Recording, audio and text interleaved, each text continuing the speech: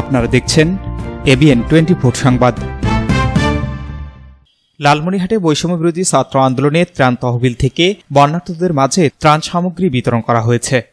রবিবার হাতীবান্ধা উপজেলার সিঙ্গিমারি ইউনিয়নের আলহাজ গহের আলী উচ্চ বিদ্যালয় মাঠে বন্যার্ত পরিবারের মাঝে ত্রাণ সামগ্রী বিতরণের উদ্বোধন করা হয়। এ সময় অতিথি হিসেবে উপস্থিত ছিলেন উপজেলা সহকারী কমিশনার দুলাল হোসেন, বৈষম্যবিরোধী ছাত্র আন্দোলনের কেন্দ্রীয় প্রতিনিধি আয়ুব আলী আকাশ, আনিসুর রহমান সহ বৈষম্যবিরোধী ছাত্র আন্দোলন হাতীবান্ধার প্রতিনিধিরা। উল্লেখ্য, সাম্প্রতিক বন্যায় লালমনিরহাট জেলায় বৈষম্যবিরোধী ছাত্র আন্দোলনের ত্রাণ তহবিল থেকে ক্ষতিগ্রস্ত 10,000 পরিবারের মাঝে পর্যায়ক্রমে ত্রাণ সামগ্রী বিতরণ করা হবে।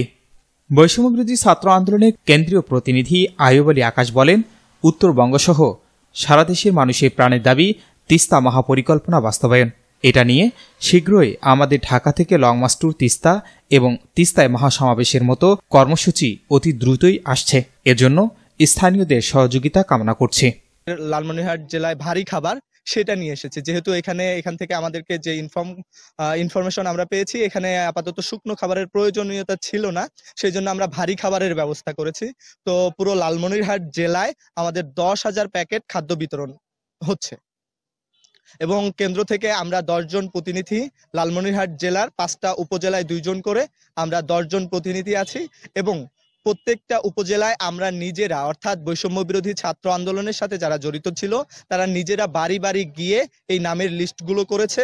প্রত্যেকটা আমরা চেয়েছি যাতে যারা প্রকৃত উপকারভোগী, যারা প্রকৃত নিডি, সেই সমস্ত ফ্যামিলিগুলো যাতে আমাদের এই ত্রাণের আওতায় আসে, সেই জন্য আমরা নিজেদের জনবল, অর্থাৎ যারা বৈষম্য বিরোধী ছাত্র আন্দোলনের সাথে সরাসরি সম্পৃক্ত ছিল সেই সমস্ত ছাত্রদের মাধ্যমে আমরা প্রত্যেকটা উপজেলা, প্রত্যেকটা ইউনিয়ন, প্রত্যেকটা ওয়ার্ড, প্রত্যেকটা গ্রামে গ্রামে গিয়ে আমরা লিস্টগুলো করি এবং সেই লিস্ট ধরে ধরে আমরা ত্রাণ বিতরণগুলো করছি।